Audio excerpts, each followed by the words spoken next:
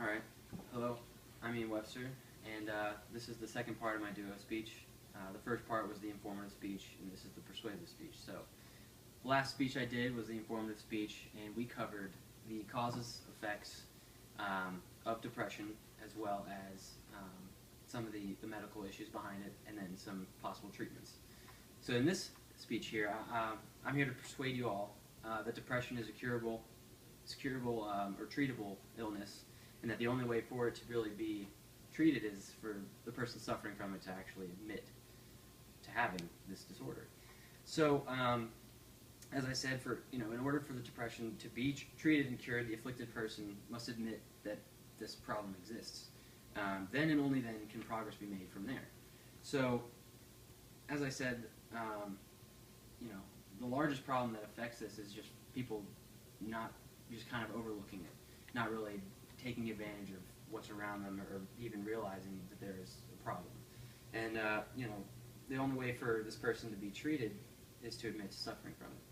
So, if you or someone you know could be suffering from it and they don't even know, but in order to help that situation, you have to admit that it even exists. So, I'd like to discuss the real dangers that go along with depression, as well as for the people around them. And then I also want to kind of cover some solutions that we can, work together in order to, help these people. So some of the main dangers that come with depression is that, if it goes untreated, it could lead to abuse, and this isn't, abuse to other people. This is personal abuse. You can self-deprecation. It's physical abuse. Some people end up cutting themselves, and then even in extreme cases, attempting to commit suicide. So this also affects the people that are around them, because as a loved one, knowing that somebody has depression, it's very hard to see that person crumble. It kind of eats away at you as well. So it affects everybody around.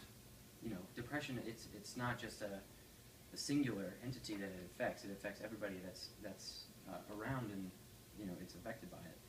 So those who suffer from depression have a lot lower self-esteem, as well as more insecurities. So for them to go out and seek help, it's not really all that realistic. They don't feel like they are worthy of being helped. So with that, I lead into some of the solutions and the ways that we can kind of help these people realize that there really is help out there for them.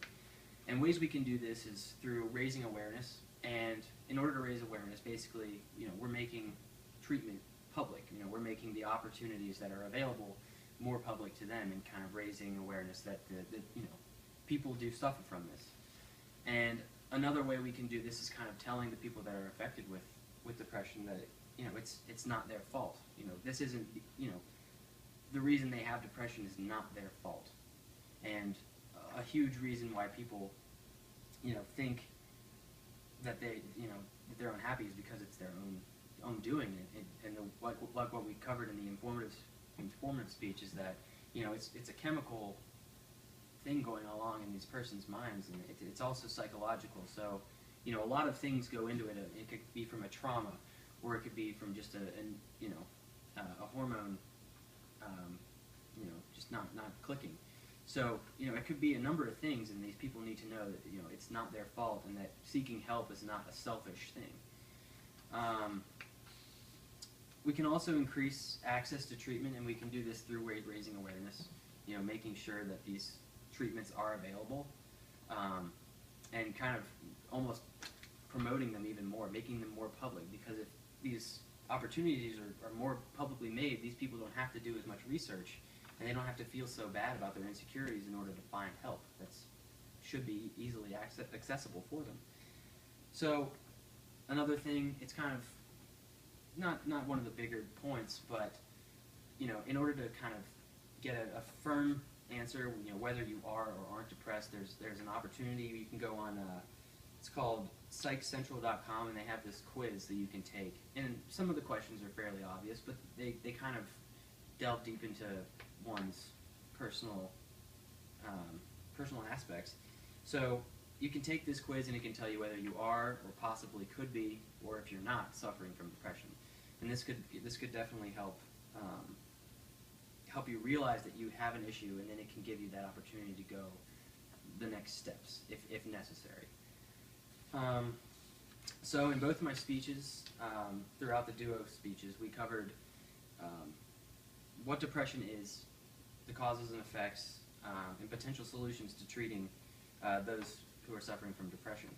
So I hope this has been helpful in the effort to help more people suffering from a very treatable disorder. And thank you for your time and for listening to me.